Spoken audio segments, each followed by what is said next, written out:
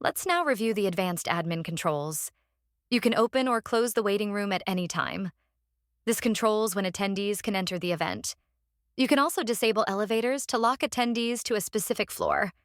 Toggle the photo booth on or off depending on whether you want attendees to use it. You can move all attendees to a specific floor by selecting Move to a floor and choosing your target floor. If your event is running out of time, you can extend the event duration while it's ongoing. Use the Start a Countdown option to display a timer on screen. Let people know why you're using it, and it'll create a sense of urgency. The Edit Floor button lets you update your customizable buttons during the event.